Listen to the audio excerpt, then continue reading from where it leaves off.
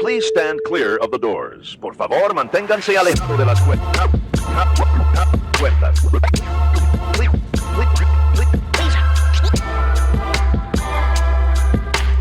Please stand clear of the doors. Por favor, manténganse alejado. Because this here's the wildest ride in the wilderness. Hello, everybody. I'm Alicia. I'm Nathan. Hi, I'm Sam. And I'm Brian. Welcome to episode 165 of Adventures and Mousecapades. This week's episode is brought to you by hotel beds. Hotel beds. Sometimes we look comfy, but you're going to wake up with the worst back pain you've had in years. And somehow, now there's 5 layers of sheets, 2 of which are on the floor, and there's 1 trying to strangle you. Hotel beds. Sleep tight. We're watching you. Mm-hmm. Yep. Well, we were in Sacramento over the weekend, and it looked really comfortable. And we woke up and were reminded that we were solidly in our 40s. Mm-hmm. Yep. Well, as you have heard, we have 2 additional voices on this week. We are welcoming some awesome fellow Disney podcasters to the show. Brian and Sam are the hosts of DCL Duo Podcast and Vlog, an absolutely stellar podcast that focuses on Disney Cruise Line with dabbles into other cruise lines and adventures by Disney. They also just celebrated their 500th episode, which is an amazing milestone. Welcome, Sam and Brian. Thank you so much for having us. We're so happy to be back on the show. Yeah, it's good to talk with you again. Yeah, I was going to say 500 episodes isn't so much a milestone as a testament to our insanity. But we appreciate it. True story. Well, we're about a 20% or 25% as insane as you. So we'll awesome. get there someday. That's great. Yeah. Congrats, you guys. That's Thanks. awesome. This is, I think, 165. So wow, nice. We'll get there. Well, you'd think based on your podcast that we'd be talking with you about cruising, but we've brought you here to discuss something entirely different. You were at the Disneyland Half Marathon Weekend on January 30th through Feb 2nd, and we don't run. So, but before we get into all that, you guys are familiar with this question. What's your Disney background? Was the world of Mouse a big deal for you and your family growing up? How did that go? I'll let Brian jump in here, and then I'll jump in with my story. You usually do the Disney background question. My Disney background, I went to Disney World a few times as a kid. I think it was like 2 or 3 trips that we made down when I was maybe, 10, 11, 12 years old. We would go at Christmas time. This was pre-MGM Studios, so there was really only 3 resort hotels. I think there were 2 when we first started going. They built the Grand Floridian. My dad was a big stay on the monorail guy. And so we stayed at the Polynesian, I think the first year we went. And then after that, we stayed at the Grand Floridian a couple times. And I remember making a lot of childhood memories at Christmas time. And so that was a great experience. Did not do... Well, I guess in high school, I went to high school in Southern Orange County. And so we would go up to Disneyland as local residents and get, the cheap tickets and spend the day at Disneyland. That was also, I think, pre-California Adventure opening. So, or they were building it at the time. I can't remember which, but we would go up, we'd, stay in the theme park for the day. And then after I left high school, I never set foot in Disney again until my 40th birthday. And we decided to go on a cruise, a Disney cruise, thanks to some help from one of Sam's friends. And I wanted to go on a cruise for my birthday, and he said to cruise Disney. And so we did and enjoyed it, fell back in love with it. And then with our son, we found kind of an accepting place for him. He's on the autism spectrum, so found a really accepting place for him at Disney. And so have now just fallen off a cliff, I guess, in terms of our love of Disney. So we've been on, I've been on 30 Disney cruises. Sam is close behind at 28 or 29, and Nathan 29. And Nathan just hit his Pearl cruise. So he's a Pearl cruiser now, and we own DVC at Riviera, Alani, Grand Cal, and the villas at Disneyland Hotel. You've been to the parks many times. We were bi-coastal annual pass holders, but we let the Disney World ones lapse recently, and not sure what we'll do with the Disneyland ones given the price keeps increasing. But yeah, that is our Disney story. We've gone completely head over heels. Love Aulani too. That's one of our favorite resort destinations. So yeah, and I would say my earlier Disney background is a little bit different than Brian's. We did not do a lot of. I lived on the East Coast, but we did not do a lot of parks trips when I was a kid because it was just not something we could really afford, and my parents weren't really into theme parks anyway. But I was all in on Disney from, the wonderful world of Disney on TV, and of course the classic, Renaissance or golden age of Disney, meaning of course Little Mermaid, Lion King, Aladdin, right? Those were the movies of my childhood. I was always sort of obsessed with Disney. I did, when I was a little bit older, a teenager, spent my sweet 16th birthday at Disney, went on a choir trip to Disney, went to visit a good friend of mine at Disney when I was in college, and then had a little bit of a break from Disney. And then, of course, once Brian and I took that trip for his 40th birthday, went right back full on, full force, head first into Disney. I will say, though, I did try to get Brian to take me to Disney World when we were a younger couple, and he was not really interested at the time. So it kind of took a while to get him reintegrated into, the cult. Well, I would say, Brian, you mentioned that you had fallen off the Disney cliff. I think you jumped and then swam down like Wile E. Coyote style. Yeah, absolutely. Yeah. I would agree. Brian is one of those people, I like to tell people, if he gets into something, it's like he goes into the deep end. Whatever that thing that he decides he loves, he's full on with whatever that is, whether it's with the podcast, editing the podcast and learning all the tools and doing all of the artwork and being learning all these sort of creative pursuits that he didn't even know he had, I think, to, buying DVC at 4 different places and the salient detail passes and the salient detail I left out was we've done 30 Disney cruises since 2018. Yeah. and have done 500 podcast episodes since 2020. Yes. So, Yeah. Yes. Because he's a little nutty. If you didn't get it from that, I love him. Listen, he's his crazy just kind of fits with my crazy. So look, the only medication that cures it is a toffee cover, or not the churro flavored toffee at that's Disneyland. right, exactly.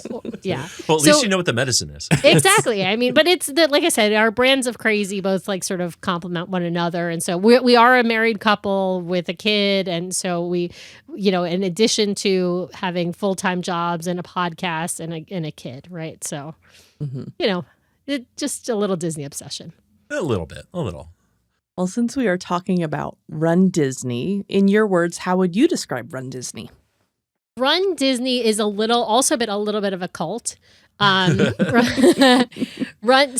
Disney is basically the umbrella that all of the races that take place at both Disneyland and Disney World fall under. And so at Walt Disney World, traditionally... And the virtual races. They do and the virtual races fair, yeah.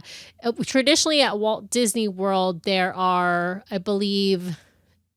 Is it 3 or 4 race weekends a year? 4 race weekends. There's Marathon Weekend, Princess Weekend. That's right. Wine and Dine, Springtime Surprise. Springtime Surprise is before Wine and Dine. So they have 4 weekends a year at Walt Disney World.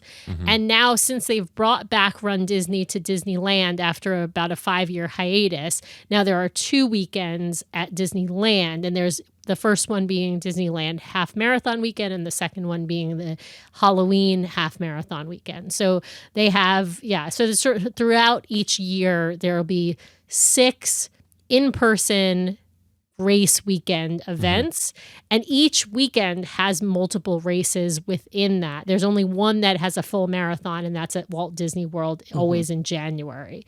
And the others, the longest races are a half marathon, or Springtime Surprise is now a 10-mile run is the longest for that weekend. But they all include a 5K, a 10K, and either a half marathon or 10 miler. And like I said, Marathon Weekend has that additional full marathon. So that's sort of in a nutshell what Run Disney is. Yeah. And it's a fairly new thing. So I think the history is it started in 94. Yeah. So, it's not been around as long as the parks have been.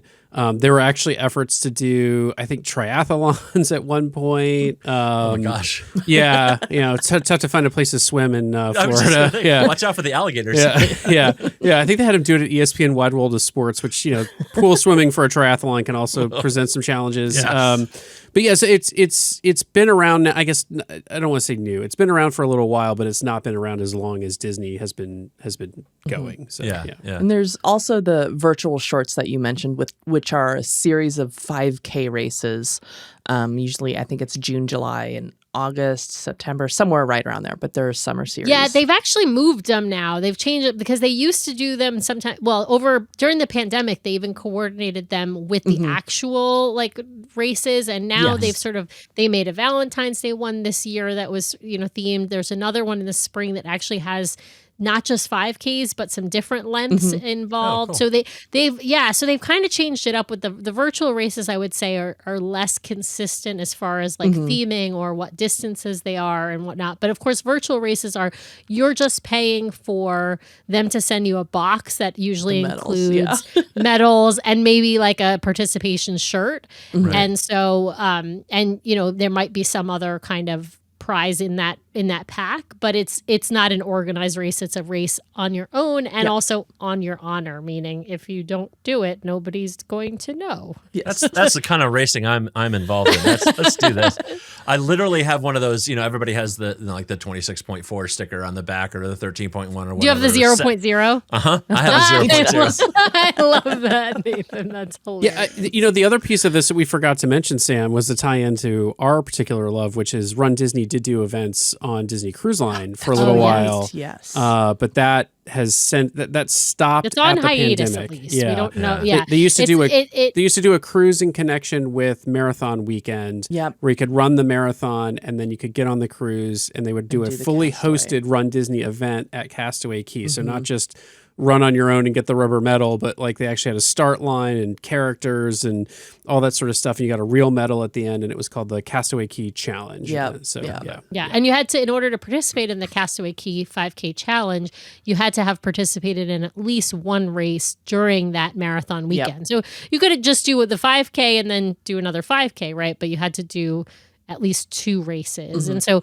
Run Disney has these things called challenges, and they have different names depending upon which one you do. But for example, the marathon has the Dopey Challenge, Marathon Weekend, where you do the 5K, the 10K, the half, and the full marathon 4 days in a row of running. That's dopey.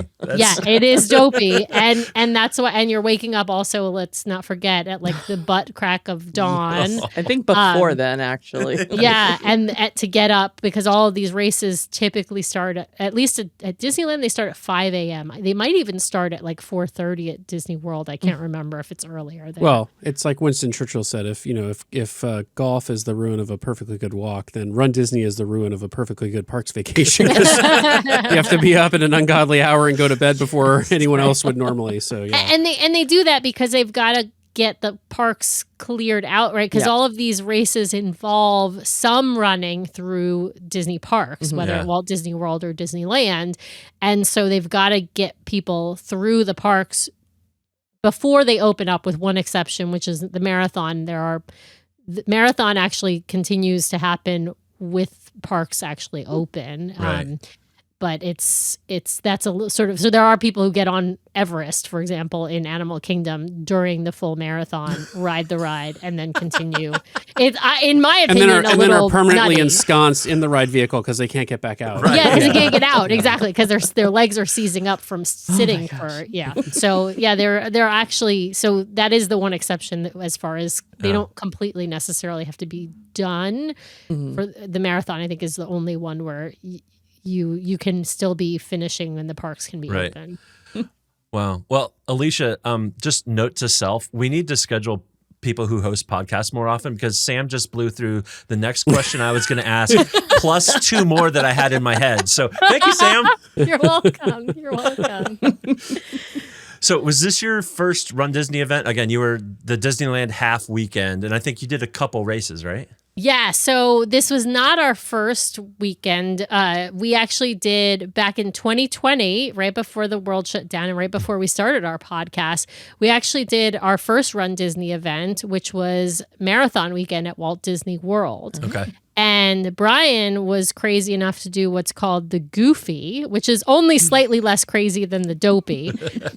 Because that means he did a half marathon and a full marathon back-to-back days. Oof. Yeah, so he did a Saturday half marathon and then Sunday full marathon. I was less crazy back then, and I did just the 10K on that Friday morning. Yeah. And then last year, the two of us together did our second Run Disney event. So 2024, we did the Disneyland Half Marathon Weekend because it was the first time Disneyland was able to host a race since 2017. Mm-hmm. Because Disneyland's a little different than Disney World. They don't own as much property, so they got to get the city of Anaheim to agree with doing a race. So it's a little bit easier for the Walt Disney World to do races consistently than it is for Disneyland. But we did my first half marathon. Now, Brian had run many, many half marathons prior to last year at different locations, including around the Seattle area. But yeah, so he ran with me for my first half marathon. And so then this year, Half Marathon Weekend was our third Run Disney event. And I decided to do my first challenge, and I decided to do what's called the Dumbo Double Dare Challenge, which is the only challenge available at Disneyland. The important part about that is the dumb in Dumbo. The dumb in Dumbo, that's true. The dumb in Dumbo. But the Dumbo means that you do... The challenges are generally either you're doing the entire thing, right? Or you're doing the 2 longest races of the weekend. And so for the Disneyland Half Marathon Weekend, the 2 longest races are the 10K and the half marathon, back-to-back days, Saturday and Sunday. So I was dumb enough to do that. And Brian did the 10K. So we ran the 10K together, and then I got up the next morning to do the half marathon on my own. So yeah, that's so this was our third race weekend. Yeah. But not third event because Brian obviously did 2 events previously. How are they different between Disneyland and Disney World? Oh, that's a great question. Sure. I'll let Brian jump in. Yeah. So a couple of differences. One at Disney World, I think as Sam alluded to, like the runs are entirely on Disney property. So very easy for them to host an entire marathon on property, that sort of thing. There's also, so at Disneyland, you're running basically the 5K, the 10K, run through the parks. That is the bulk of the run. And then you're on Anaheim streets for the 10K for probably about, I think it's the first mile to get to the parks and the last half mile after the parks. The staging area, finish line, all that stuff is like right across the street from Disney, off Disney property. Okay. So, actually, I think it's in a cast member parking lot to be specific. But so that's the difference. The half marathon is just like you run through the parks for the first 5 miles, and then the last 8 miles or so is out on the streets of Anaheim. And they have varied the route between the 2 years that we've done it. And so, they can't do a full marathon at Disneyland, and I think they did 1 full marathon at Disneyland like way back in the day, and that was it. And ever since then, they've done the half marathon, I think primarily because the city of Anaheim will only support that from a race safety standpoint and street closure standpoint. So first big difference is the race weekends are shorter distances overall than what you'll see at Disney World. You'll get 5K at both, 10K at both, half marathon at both, but you won't get a full marathon at Disneyland. I think in World they do them more often, 4 times a year. Yeah, World they do 4 4 times a year. Disneyland, when they started back, was once a year. Now it's twice a year. They do a race in January to connect into Half Marathon Weekend at Disney World. That's the Disneyland Half Marathon Weekend that we went to, and then they do a race in September. Okay. I'd say the weather between the 2 resorts, Disneyland's more predictable. January is going to be cooler. to cold in the mornings and hot in September when you do the race in September. Whereas, the year I did Disney World, it was January and they had to red flag the course because it was hitting temps of 100 degrees. And so they had to cut the course short. I managed to finish the full thing. And humidity. I got ahead of it. So that's different. There's just also a lot more people I perceive at the Walt Disney World race weekends. It is very much like it feels like the parks have been taken over by runners. Whereas, and look, there's also just the basic differences in the resorts. A lot more places to stay on property at Disney World if you want to do those races. So that's a big thing. But Disneyland is still very much that locals park. Mm-hmm. So when the runners show up, it still feels like a locals park, right? And so at Disney World, it very much feels like the whole thing is getting taken over by the Run Disney crowd. There's some differences with characters, I would say, too, which is because in Disneyland, so much of the course, as Brian said, about 8 miles of the half marathon is off property. I think it's more like 8.5 miles. You don't get any Disney characters once you leave property. So it's the only part of the Disneyland half marathon that you're going to have characters on is that first 4.5 miles. And so if you want to see characters, you got to get all your pictures at the very beginning and then you can go off and just run, right? And you might might have cheer teams and stuff lined up at different places and DJs lined up at different places, but you're not going to see any characters. At Walt Disney World, because it's fully on property, you will have characters throughout the course. So you tend to see more characters at Disney World, and also they're just spread out more evenly, whereas at Disneyland you have a concentration at the beginning and then nothing after that. Of course the 5K and the 10K have them more spread out, but so that's another difference. And I feel like the on-course aid is a little bit better at Disney World when you're out of the parks, if that makes sense. So Disney World, when you're running the marathon, I think they have on-course aid just about every 1.5 to 2 miles, which is a lot. I mean, that is a lot for a race. And it's pretty good, robust on-course aid. And then the alternating miles are there's a character every other mile, or they've got the choir out singing or a band playing, or, they do all kinds of fun stuff because they control the whole thing. So my favorite race weekend has been Marathon Weekend. I think that is just a great weekend. It's much bigger. At Disney World. It's much bigger. The medals are great. The artwork is great. Yeah. The characters are out. The expos are also another big difference. So all of the races have an expo, right? Okay. So a race weekend will have in a convention center type of atmosphere, you go into where you pick up your bibs and you buy the merchandise, and then they'll have other vendors that are selling different merchandise, non-Disney merchandise, right? So Disney and non-Disney merchandise. But the one at Walt Disney World, for any of the race weekends, it's always done at the Wide World of Sports, that ESPN Wide World. So it's a huge convention center building where they have tons of vendors, tons of merchandise, lots of different, stuff going on for the entirety of the weekend. The one at Disneyland, at least since they brought it back last year, it's done in the convention center area at the Disneyland Hotel. So it's much, much smaller. It's still a really nice expo, but they don't have as many outside vendors. There's not quite as much merchandise. Run Disney is definitely, you can tell the team is based in Florida. And so the operations in Florida, it is a well-oiled machine. Yeah. In California, it's not that it's not organized, it's just not quite as robust. And it's, as Brian said, it's a smaller race weekend for both race weekends at Disneyland are just, at a smaller scale than what you get at World. But Marathon Weekend maybe have been one of my favorites, but these weekends at Disneyland are some of the most fun events that I've been to as well. I mean, you get all the benefits of being at Disneyland, at Disney World, you've got to bus to the start line. Yeah. At Disneyland, you don't. You can walk from the furthest walk is from the Disneyland Hotel, and you can walk across the downtown Disney and get to the start line. Right. Or you can take a bus if you want. And when you're done with the race, you can walk back. You don't have to get on a bus immediately to get back to your hotel. So that compactness of the parks is kind of nice to have. So it's both weekends are fun. They are different. You also get at Disneyland, I don't think the 5K at Disney World starts in one of the parks.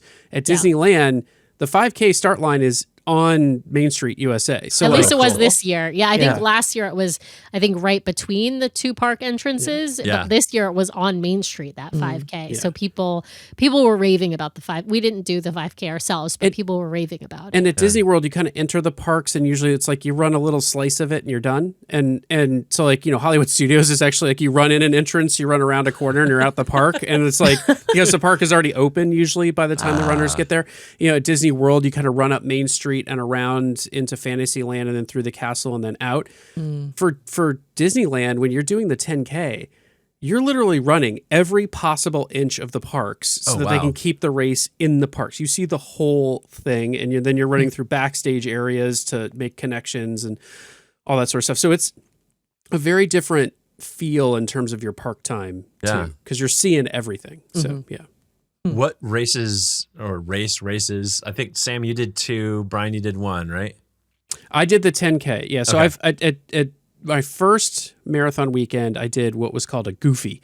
So I ran the half marathon and the full marathon back to back. Yeah. And then we got on the ship and we were doing we the did the 5K on the and I ship, told Sam, we're walking the 5K. We jogged it. We did run it, but we jogged. And then last year at race weekend in Disneyland, I did the half marathon with Sam. Okay. And then this year I decided I really wanted to focus on like shorter distances. So I did the 10K. Why did you decide to do Run Disney? Ooh, that's a great question. I think the atmosphere. So we both started our running journeys in 2016. We both had actually lost quite a bit of weight in 2016. We did a program that you may have heard of because locally it's fairly well known. And so we did a weight loss program and lost a bunch of weight, and both decided we would give running a try. Neither of us had, I guess Brian had done some running when he was a teenager, but I had not ever been a runner. I don't know that either of us would have called ourselves runners. But Brian did quite a bit of running for soccer when he was younger. And so we honestly, like, both of us found like running was a good way to get cardio in, of course, and try and keep off some of the weight, which like tends to at this age kind of creep back on. But also, I mean, there is that, runner's high. That's true. Like that happens, the endorphins that you get from running. But I think the Run Disney community is sort of unique in that you get that runner's high, but you get this also like Disney atmosphere, and you're surrounded by other people who like to run or run for their health or decide they're crazy and they want to run because there's characters around. But you have this like really fun, supportive atmosphere. I mean, a great example was on my half marathon this year. I'm running by myself, right? Like I didn't have a running buddy with me for this race. Right. And this woman, as I'm running, she comes up to me and she's like, "I love your shirt. I see that you're doing the Dumbo," because I had on the back of my shirt said Run Disney 19.3, which is how many miles you're doing if you're doing the Dumbo.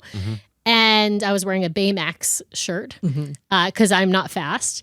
And she says to me, she's like, "I make friendship bracelets and I give them out when I'm running." This while we're both running along. Sure, the perfect time to have a long drawn out conversation. She tells me like, "Hey, I like making these friendship bracelets and giving them out on course like helps relieve my anxiety. I love to share them with people on the course. I love your shirt and it's awesome that you're doing the Dumbo. I am too.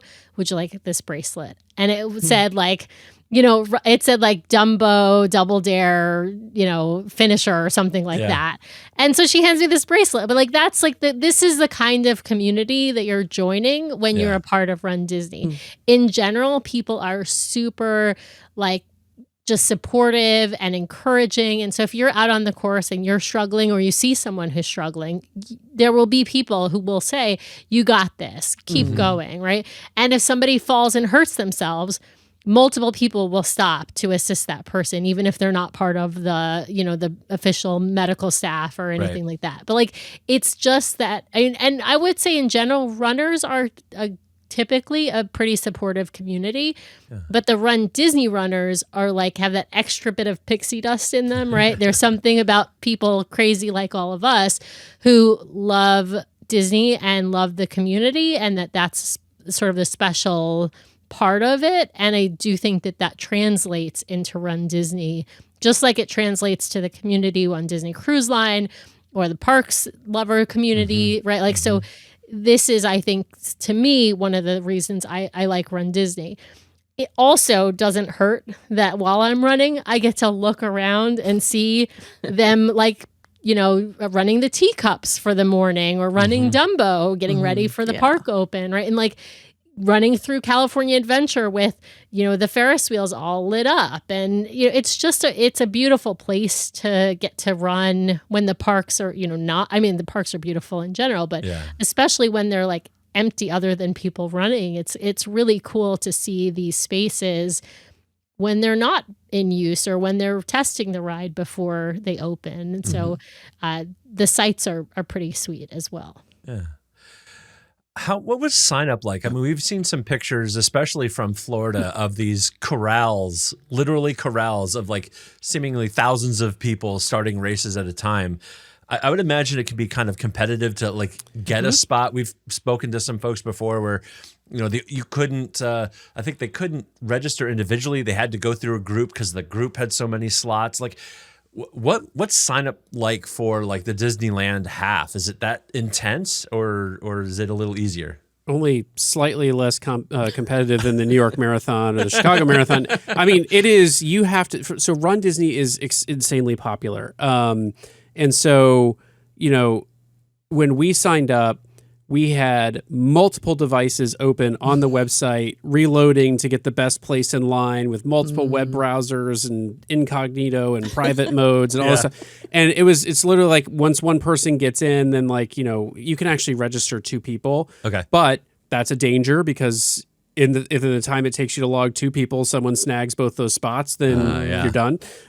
So it is really like it is a race.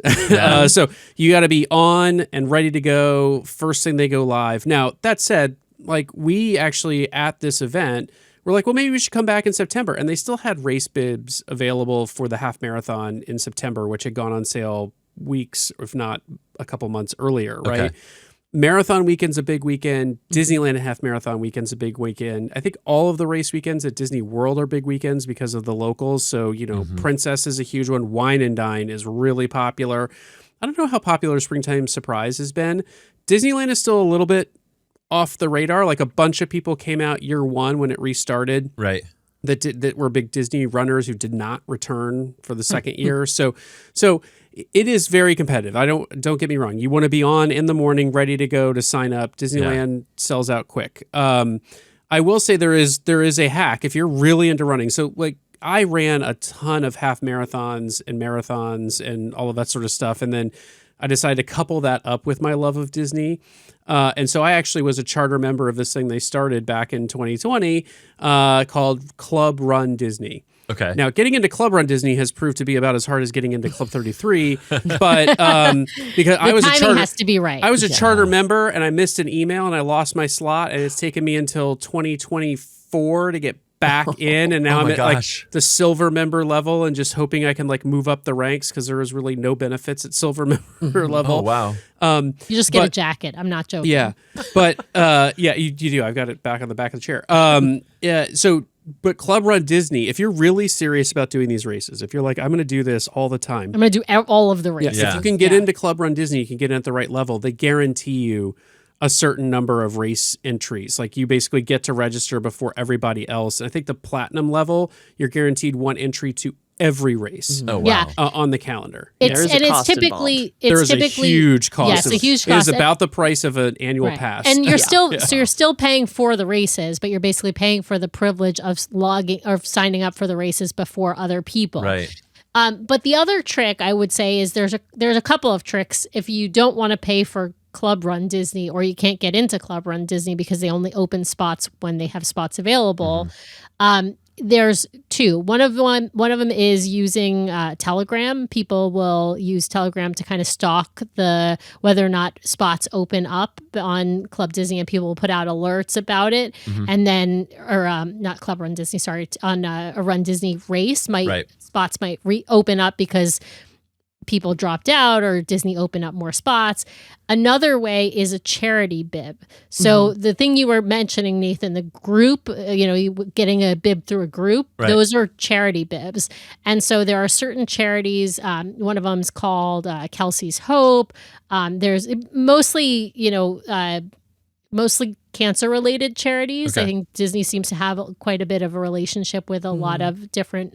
Kelsey's Hope is one that's for, I think, childhood cancer, and so if you did not get a bib on your own from trying to get in on day one, or you missed the opening day and everything sells out within a couple of hours, so you're pretty much done and you don't want to stalk Telegram, then you can go to one of these charities and you can sign up for one of their bibs. Now, they all have fundraising goals associated with their bibs. So if you want to run one of the races, they typically have bibs available even up to like maybe a week before the races is actually something you can get in. But you're going to pay a huge premium over the cost of the actual right. race. You're going to in of course it's going to go to a charity, so it's doing it for a good cause, but it is going to be, your charity goal is going to be higher than whatever your entry fee would have been, but all that money is going to a charity instead of going to Disney. So so Disney is essentially giving those charities either at reduced cost or at no cost in order for them to fundraise. I think the one thing people should know if they're considering doing this is Run Disney races are expensive as compared to other marathons and half marathons that are out there, even really reputable like the Chicago Marathon, the New York Marathon. Those are hard to get into, but ultimately they're not like crazy expensive. Yeah. There's a justification for the expense beyond it just has the Disney name on it. I mean, like the kinds of entertainment and on-course support that you're going to get are much higher. These races are typically very well run and orchestrated. So that's something to consider. That they have, you're paying a privilege to pay for more because they have some very good merchandise. A lot of your local races are going to have their race T-shirt and your medal and maybe a jacket if you're running a full marathon or something, but that's about it. Like Disney's selling like all kinds of stuff. Tights, T-shirts, running shirts, jackets, Nike hats, ears, pins, ornaments, everything, right? And so magnets for your car. You can easily spend, I think the September weekend, I think I spent $700 to get us both registered for the half marathon, plus a minimal amount of merchandise actually for us because we didn't really like any of the merch. It was like one race shirt for me, one race shirt for Sam, and maybe like a pin or something. Well, your bib comes with a race shirt, just to be clear, and so like a weekend, like a weekend shirt, and then but then you'll go to the expo and it'll be like so you can pre-order merch through Run Disney. But it's not everything they're going to have, and then you could show up to the expo and we mentioned Dooney and Burke bags, right? I mean, like they've, and then don't forget the coveted pass holder only merchandise, right? Gosh. So there's just these races can get Disney level expensive very, very, very fast. Yeah. But you're paying for this like on-course experience, the characters, just the entertainment that the marathon, toward the end, they have a choir singing, and people watch for this because they know like there's the choir. I'm getting really close. Hallelujah, right? And so it is a really good race. I think the one thing that's very different than other races that some people may not like, there's less people out on the course cheering you along. So when I've done the Vancouver Marathon, for instance, every neighborhood is putting on a show. There's a guy in his front yard spraying people with the hose to cool them off. It's a big deal. Or Portland is the same way. Like, a lot of these big city marathons, the locals, New York is crazy. Like the locals make it a thing to be out there to cheer the runners on. There's no one standing out on the highway cheering you on at 5 o'clock in the morning at Disney. Like it's you do have pockets of cast members Pockets, stationed yeah. in different places, Yeah. and you might have a cheer squad or a school band, things like that. So there are in different pockets, but Brian's right. It's not like continuously. You ran through the streets of Anaheim. How many people were out there cheering you on? There were some particularly close to the end. There were, but in the last half mile, there were Yeah. a lot. But Of course, in at most the finish places, line, there's always people. But there were pockets of people here and there with funny signs and things like that. Like this worst parade ever sign is a great sign. My favorite was like the year that the Seahawks were in the Super Bowl, and there was someone at the Seattle Marathon with a sign that said "Don't be like the Seahawks, run it in." Well, and the other thing though that's also different, and this may be different for people who submit a proof of time. So if you submit a proof of time that is under, I think it's like 2 hours and 30 minutes for the half marathon and like 4 hours for the marathon or something ridiculous that I will never be that fast for either of them, then you can get in a higher corral placement. Most people don't submit a proof of time. But if you're somebody who doesn't submit a proof of time because you're like me and you're going to run the half marathon in 3 hours or maybe a little bit over 3 hours, or 5 hours, whatever, this is not a race to PR. So I just want people to understand, like, if you're somebody who is a runner and you want a PR, you want to get a personal best, Run Disney races are not the races to do that in, because the kinds of courses and the crowds, and there are certain places where there are bottlenecks, and so it's not the optimum. There are plenty of elite-ish runners. Well, that's what I'm saying. The people who are in Corral A, you can absolutely, right? If you're in Corral A, if you did a proof of time because you're a Corral A person, you run a half marathon. Like I said, in probably less than 2 hours. You have the potential to PR because you're at the front of the pack and you aren't going to deal with the same level of crowds. Yeah. As somebody like me who's back in Corral D or back, and it is not really possible for someone like me to get like a personal best at a Run Disney race.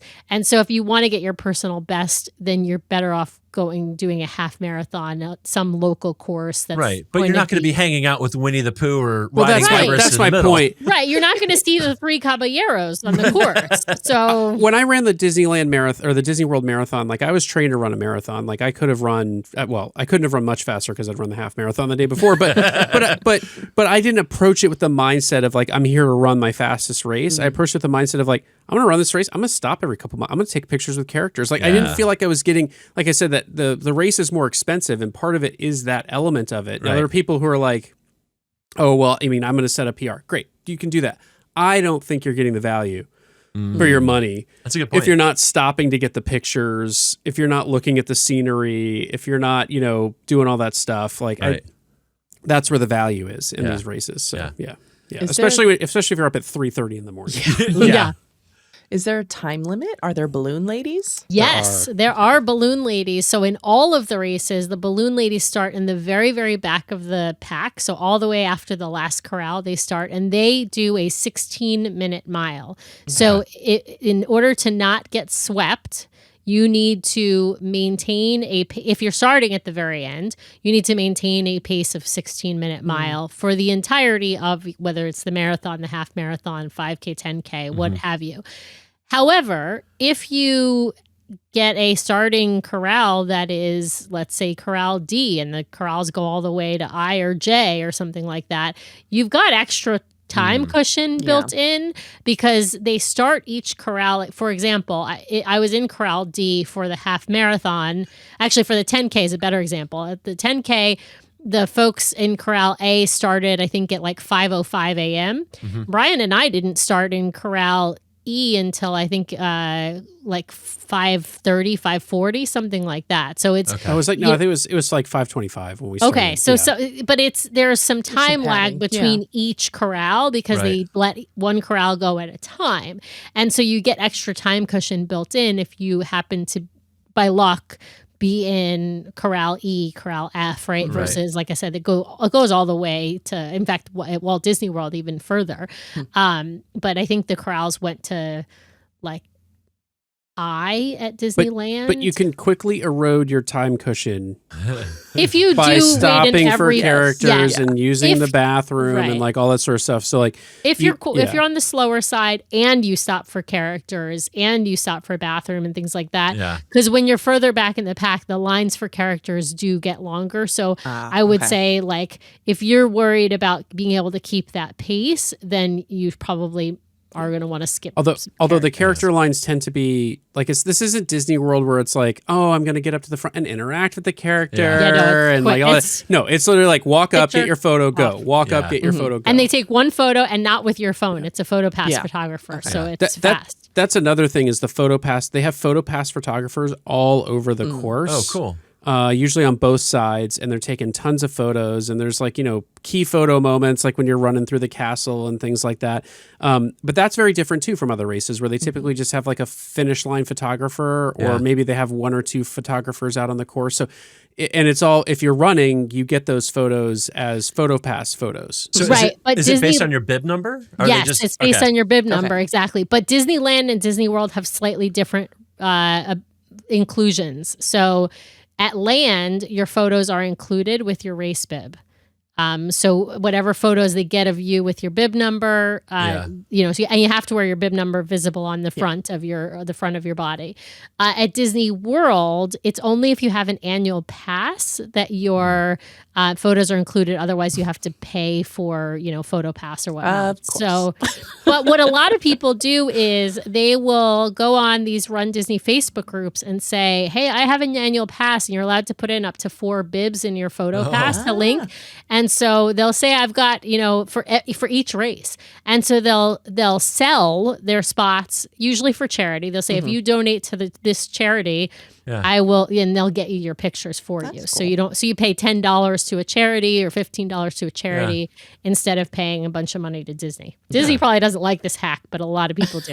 Well, I mean, as Brian said, you're paying Disney a privilege to pay them more. So exactly. Always. That's Mickey's hand always is big hand in your pocket. Yeah. So how did you do this past weekend, or a few weekends ago? I guess it is now. A week and a half ago. So I'm going to say great, except I also have a boot on my foot right now. So maybe not so great. So Brian and I did the 10K together. We took it easy. My whole plan for 10K was to take it easy because I was doing the half on my own the next day. I'm glad it felt easy for you, honey. To be honest, I trained quite a bit more than Brian did because I was doing the half. And so I had probably more gas in the tank on purpose. Right. Yeah. And so I felt good after the 10K. I did the half. I was faster than my time is actually longer than it was last year, but I stopped for characters this year. I didn't stop for any characters last year. So I actually was faster. If I, if I account for the time I was waiting in line and taking pictures, I was a lot faster. Yeah. And I felt great when I finished. I had a little bit of a shin splint in my right leg. And then by the end of that day, we were walking around the parks. I was hobbling with my right shin really, really hurting me. So unfortunately, I have either inflammation of my lower tibia or a stress fracture in my lower tibia, which will be confirmed by an MRI later this week. But I have to say I'm still really proud of what I accomplished, and I'm really happy with my performance. Talking to my dietitian and my doctors, and I think I had a couple of issues. I think one is that I need to start taking more vitamins, more calcium, more vitamin D. I do think as I'm in my 40s and your bones are just not quite what they are when they're younger. Yep. And this is a repetitive movement injury, right? Like the pounding on the pavement is really what causes the kind of injury that I have. And I probably, even though I did a ton of training for months. And when I say a ton of training, we're talking 3 to 4 runs a week. But I think I didn't quite hit enough mileage in my training runs. So I think because of how many miles I did over the course of 2 days, and the race is 19.3, doesn't even count the amount that I was walking around the parks, right? Which is probably another, several miles each day. And so I think I probably just needed to stack some more training in there. So even though I felt good and I felt strong and I fueled properly, really important hydration and fueling, two really, really important things. I did that better this year than I did last year. But yeah, so I'm happy with my performance, although I'm disappointed that I now have a resulting injury that is going to keep me from running for at least probably 2 months or more. Brian, I hear Sam saying that she needs more training walking around the parks. So Exactly. You mentioned characters. I want to know, are there like special outfits or characters that you just don't see in the parks very often for these? So I will say the best character experience is unfortunately at the longer distance. Now that said, there are occasionally some special characters out for the shorter distance races. But like at the marathon at Disney World, I saw characters like they had someone out from the Society of Explorers and Adventurers, in his big safari hat carrying a martini and cheering us on. They had the Dapper Dans, but the Haunted Mansion version of the Dapper Dans out. They had like Lilo and Stitch, which were kind of rare for that park at the time. So they had Kevin out at Animal Kingdom in the morning to greet all of us. So there were characters galore, and because there's characters galore, they kind of have to go beyond the norm. I think Mickey. So pre-race, you can get photos with Mickey, Minnie. Usually whoever the race sponsor is. So each race has a character assigned to it. So I think it was Mickey is the marathon. I think Donald was actually the half marathon. Yeah, Donald when I ran was a it. half marathon. That's right. Yeah. And so, but anyway, they're out in their running gear, right? So they're decked out in their running gear, and you can get photos with them. But there definitely are some unique like characters or character pairings, right? So like in the half marathon this year, Clarabelle and Horace were together in Toontown in front of the houses, and so but Mickey and Minnie were there during the 10K. So like there'll be different ones at different races too. As I mentioned, the three Caballeros. Princess Weekend's going to have many more princesses. Yeah, exactly. Sure. Wine and Dine will have probably Remy and Emile somewhere along the course, right? Well, that makes sense. And even in certain lands, like so when you're running through Galaxy's Edge, you'll see like the 10K was the Ahsoka race, and so Ahsoka was up on one of the balcony where Rey is often up on. So Ahsoka was up there instead. So like there are characters that you can see that you can't necessarily take a picture with. That are stationed on different balconies as well. Sometimes they'll usually be like pirates by Pirates of the Caribbean or cast members dressed in pirate outfits and things like that. So they're definitely pirates, Sam. Those are actual pirates. Okay. Don't ruin the magic. Chip and Dale, but in their Rescue Rangers outfits were on the half marathon course. So there are definitely characters, either special characters or characters in special costumes or characters that are a little bit more rare, right? So there are definitely Duffy tends to come out at the marathon races at Disney World. Okay. I haven't seen him at Disneyland ever, but at Disney World, he's often there. So there are definitely characters that you might not otherwise see in the parks that you might see on a race course that you can stop and take a picture with. But of course, the more rare the character, the longer the line will be. There's also, at least at the 10K, because it was Ahsoka themed, there were a couple different backdrops. And like, what do they call those? The speeders. You could take like a picture with the speeders, right? So like, cool. Yeah. So, I would say this too on the marathon course, not all the characters had PhotoPass photographers. So like the Society of Adventurers and Explorers guy was just kind of wandering up and down the course. You could stop and grab a selfie, but he wasn't like a backdrop. I'm going to stand here and get a photo with you kind of character. Right. Because he had a martini. Yeah, yes. Exactly. Yes. But yeah, so there's definitely the characters are a special part of the races, and there's a variety, and definitely I think Brian is right. The longer the race, the more characters, of course, and also the more unique characters.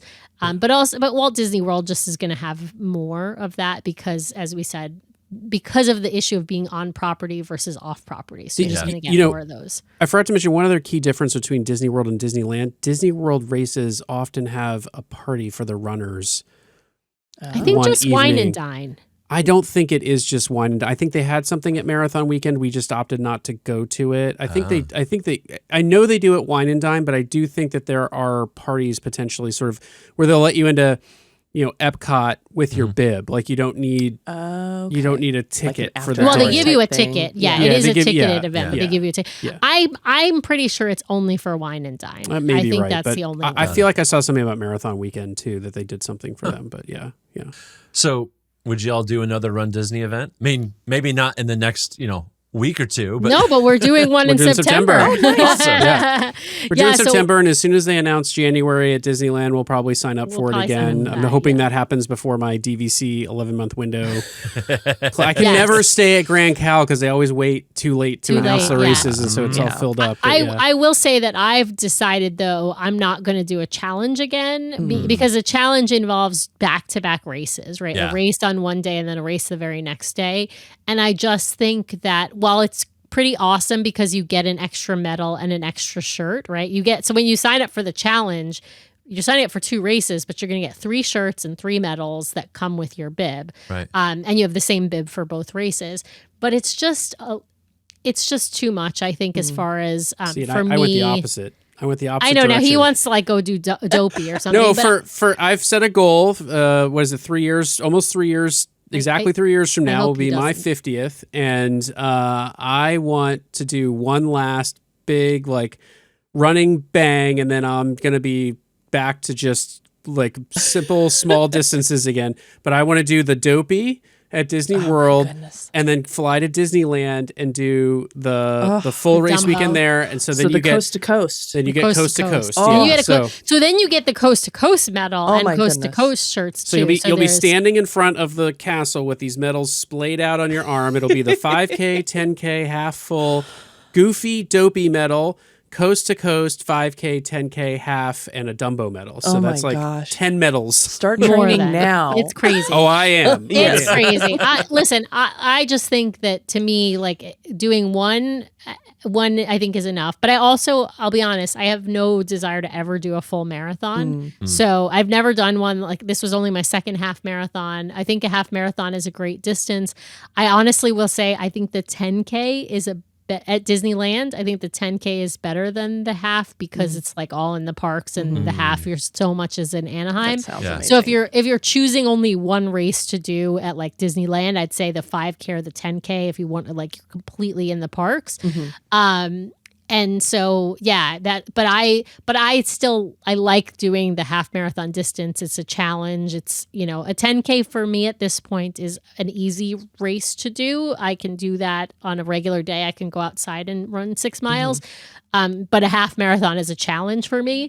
And that's only because I've done the training. It's this, I don't want to be, there's no qualms. Like I'm not some fancy Olympic runner or anything like that. For me, it takes, I need to do a lot of training to get ready for a half marathon, but it is that challenge. And so I like challenging myself and having that goal. So I think I'll probably continue to do maybe a couple more half marathons, unless obviously this leg thing is something that's going to be a problem going forward. And then maybe I have to either quit running or I do 5Ks and 10Ks and that'll be that. Well, we'll see. I'm hopeful.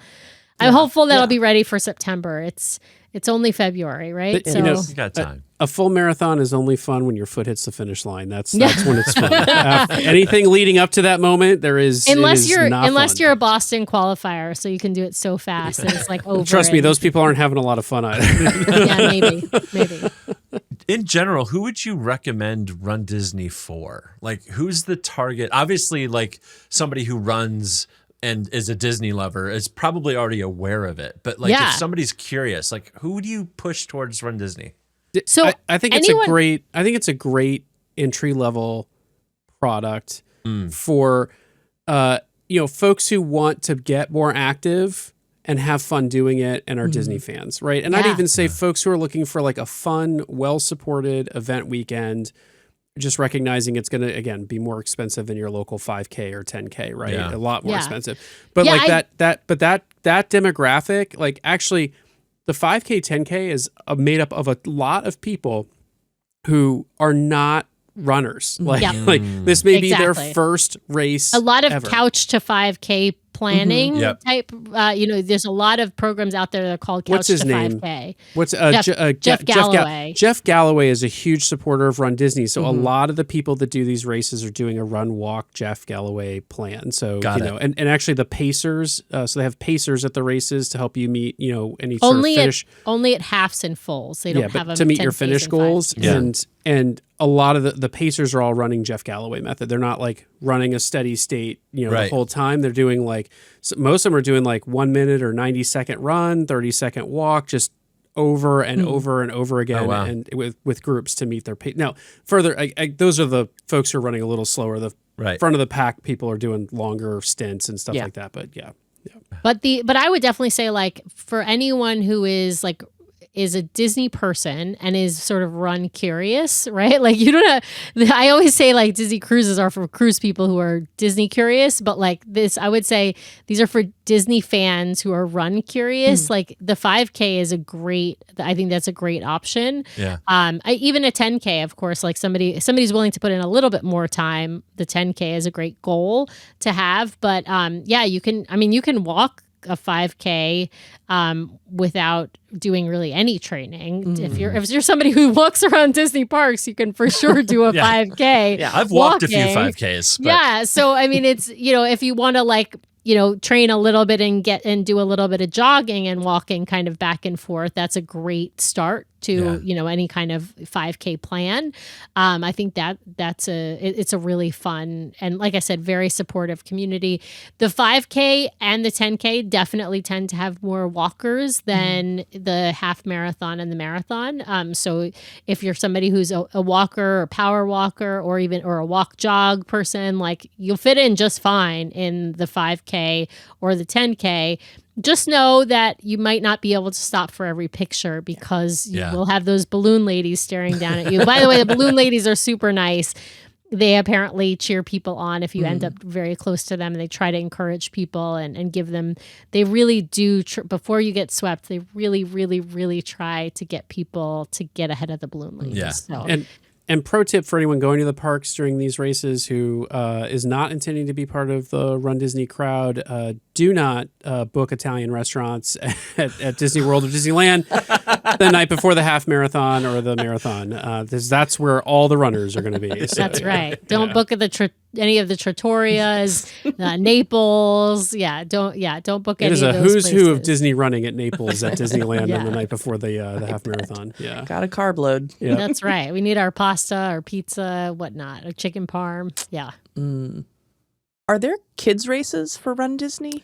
Yes. There are, Okay. but they only go up to age 9, inclusive of okay. age 9. So it's like, I think it's like, I might be wrong on the lower end. It might be 3 to 9 or 5 to 9. I can't remember. There are kids races. They're short. They're very short. They're usually on, I think, like the Thursday or the Friday. So they're like on one of the early days of the weekend, not on the prime Saturday, Sunday spots. They do cost money. They do sell out, but they don't sell out probably as quickly as the regular adult races.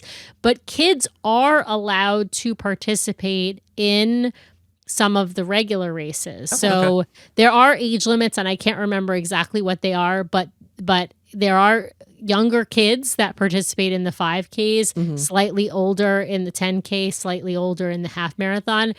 Kids under the age of, I think it's 16, have to be with an adult or a 16-year-old at all times. And so you can't sign your 12-year-old up for the half marathon to do on their own. You got to run with your 12-year-old if you want, but you can, but they can sign up for those races. Just they got to, you want to make sure they're trained for whatever race that they're doing. But yeah, I mean, Nathan, if he wanted to, could run the 5K with us. I can't remember what the age limits are for the other races, but it's definitely, sorry, our Nathan. Yeah, I was just going to say, to be clear, that's not me. You, sorry, not you, Nathan. Our Nathan, who is 11. You can run with us too, Nathan. Yeah, you can run with us too, but he could run the 5K with us. But he has not trained for it, and I don't think he at this point wants to, but maybe sometime soon. But yeah, he just has to be with a parent, an adult, actually think you can even have them, like I said, with like a 16-year-old sibling. So I think that's what the rules say, something like that. But there are rules on the runDisney website to tell you all that stuff. No, Brian, my orthopedic surgeon advised me against sending titanium shrapnel into the crowds if I try to run. So I'm gonna. There you go. I'm gonna hold off on that. Yeah, so that's who running is not for, right? If your doctor advises you against it, don't do it. You know. That's such deep insight on this podcast. If your doctor tells you don't run, don't do runDisney. Don't run. Yeah, don't do runDisney. This is the kind of insightful commentary you can expect only on run the if DCL there's a Duo. bear chasing you. That's the kind of advice you get from a lawyer. Exactly. Right. But run if there's a bear chasing you, Nathan. Okay, fair enough. Yeah. Well, as long as I'm faster than the next person. Right, then the that's all person, that right. You just have to be faster than Alicia if she's next to you. That's right. Right now, I win. Yes.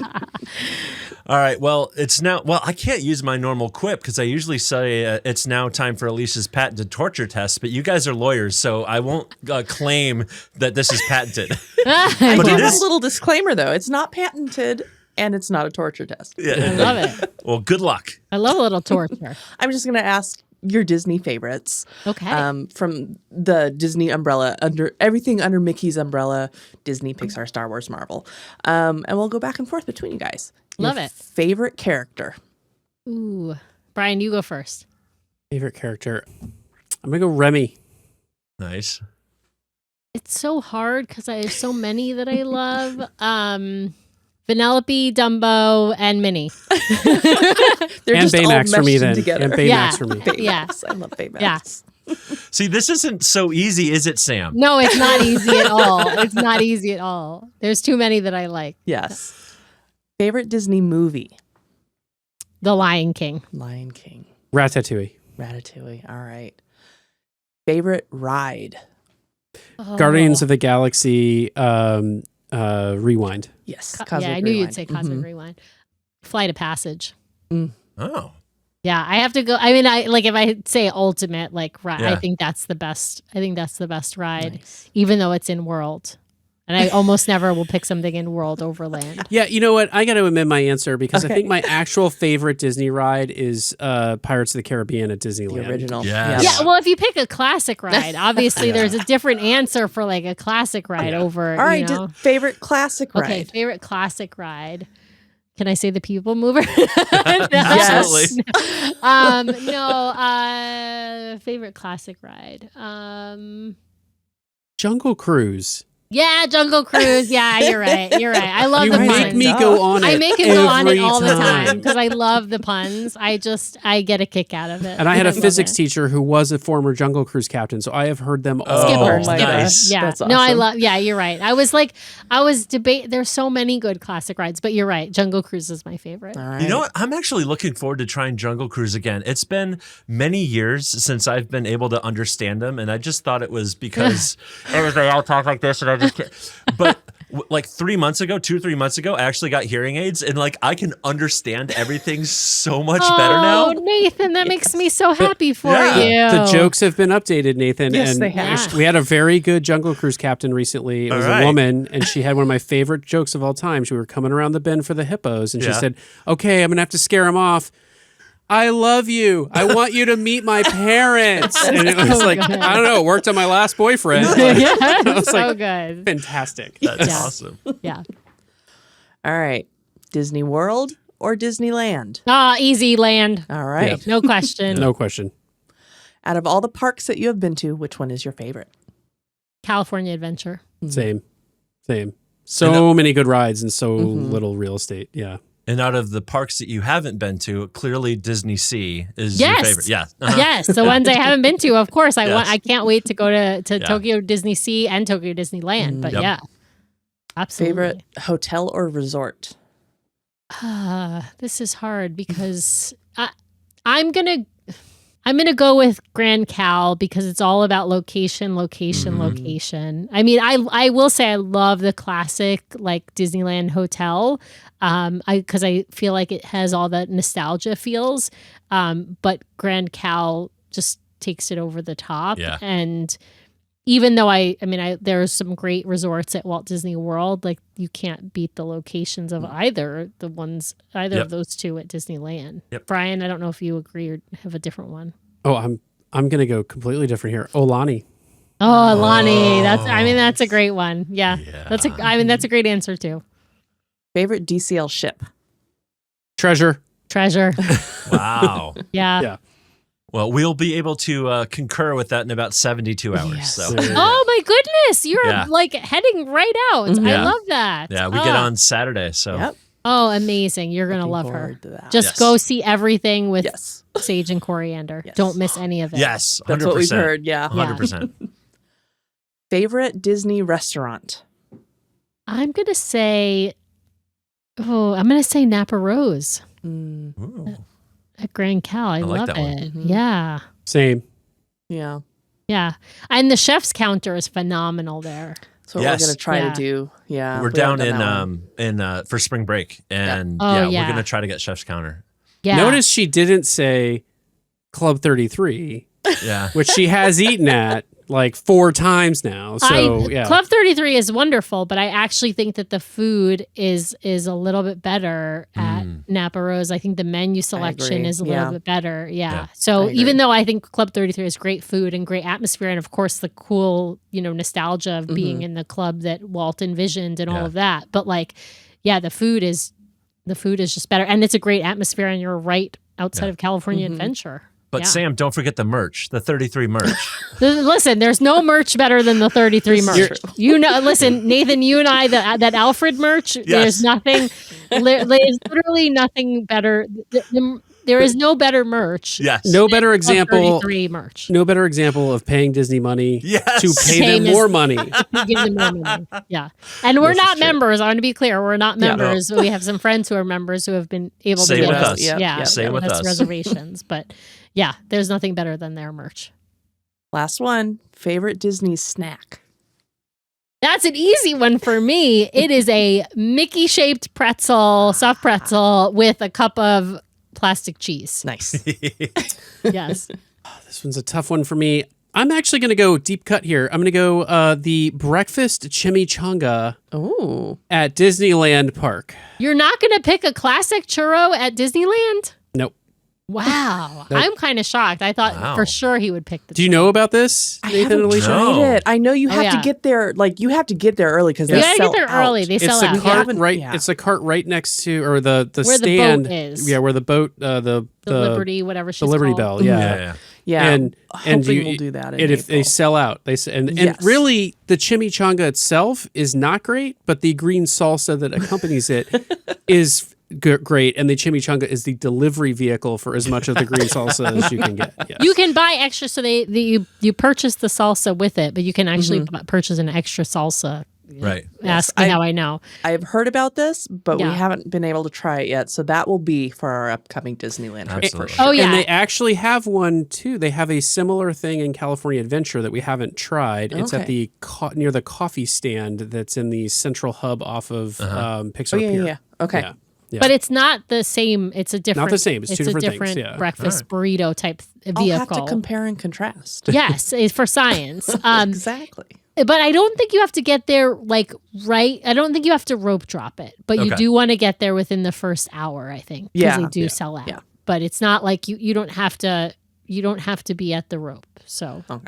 It's too bad we're not recording the video on this because I have really enjoyed watching Brian watch Sam squirm under the pressure of answering questions. I know it is. It's really weird, especially the character one. I was like, I can't answer with one. Well, it's funny because sorry. in my mind, I'm I like, cheated. these answers are obvious for you, Sam. I don't know why you're struggling. You I tell don't me all know. the It's time hard- your it's- favorite park snack it's- is X. Well, the park snack is easy. To be fair, the park snack was easy. The ride one was harder because, like I said, there's modern ride and classic ride, and they're it's very hard to choose. And then of course there's Haunted Mansion, which is amazing, and I can't but how many rides can one pick? I just got a new tattoo. Oh, so cool! That's some Haunted Mansion wallpaper Yes. stuff. I love that. Yeah. All right, so you survived. Congratulations. Now, you two have a podcast. It's DCL Duo. Can you give us a little blurb, share a little bit about it? Yeah, I'll let Brian do this because he's better at it. No, you do it all the time. You do it so much better than I do. Do that. Okay, all right. We host a twice weekly podcast called the DCL Duo. Brian and I are the co-hosts of that podcast. We are the duo. We occasionally have our son on as a +1, but generally speaking, the show is the two of us and a guest.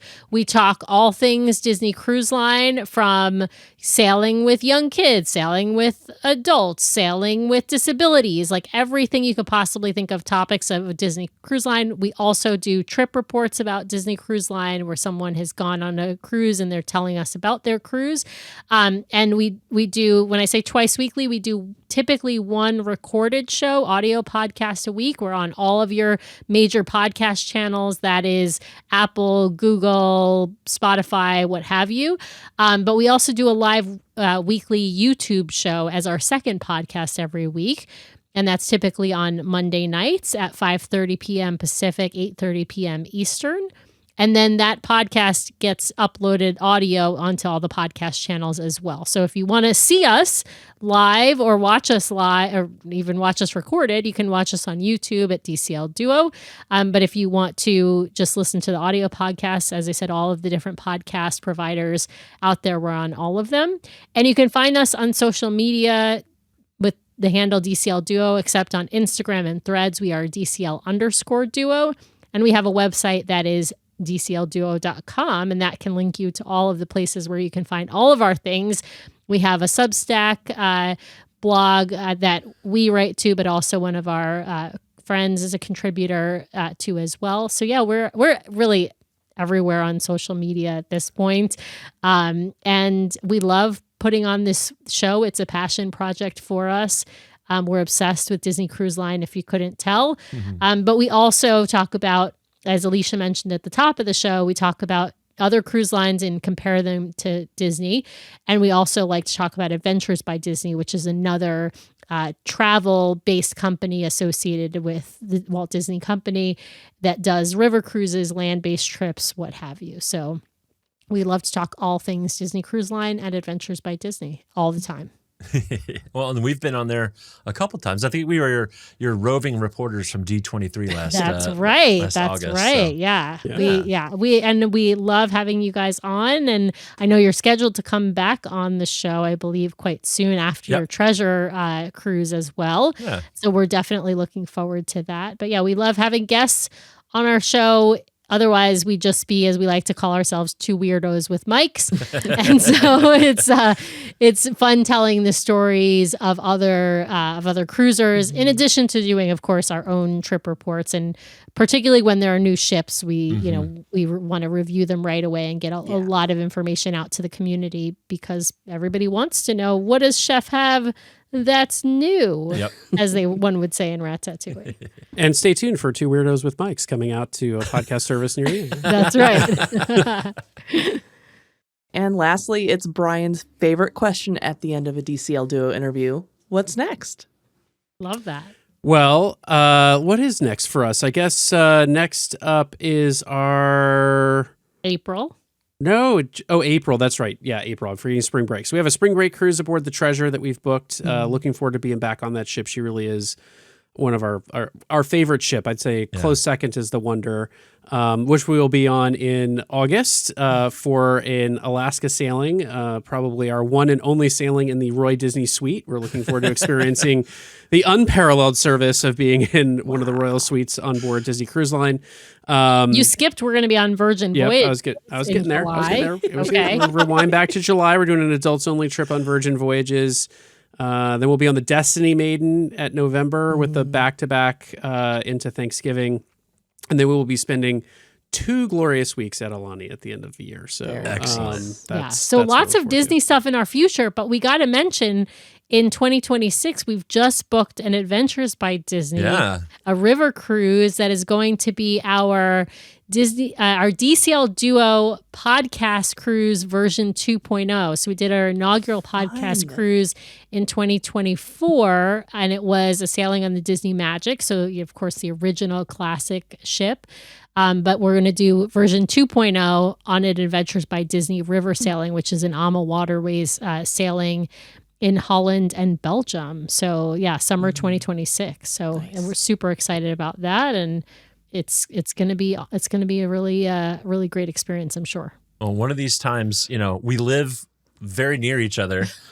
Maybe sometime we'll see each other on a vacation too. You never know.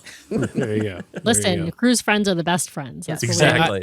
I had a friend who lives 2 hours south, and the only way we ever see each other is in Orlando. True. Well, thanks, Brian and Sam, for joining us today. It's been great to talk. Thanks for having us. Yeah, thanks for having us.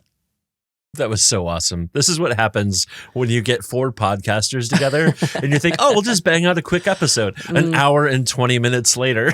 Yeah. Plus the 45 minutes we just spent on the line talking after we hit stop. So That's okay. Yeah, that was awesome. That was so great. Thank you so much to Sam and Brian for coming on. That was great to virtually see each other again. One of these days we'll actually see each other in person, even though we work very, very close and live very close. Whatever. It's funny. Well, remember, we're not affiliated with Disney or DCL Duo or any of their subsidiaries. These are personal opinions and suggestions based on our own experiences. We recommend working with a travel agent or contacting Disney directly to plan your perfect vacation. If you have any questions or suggestions or would like to be interviewed on our show to share your own Disney experiences, please send an email to podcast@ourmousecapades.com. Go ahead and give us a follow on socials. We're at Our Mousecapades. You can find us on Instagram, Facebook, Threads, and YouTube. Please give us a rating and review in your podcast app. It really helps people to find us. And of course, don't hesitate to share us with your friends and fellow Disney lovers of all ages. Thank you for listening. We'll be in your ears next week. Thank you for flying Star Tours. Bye-bye.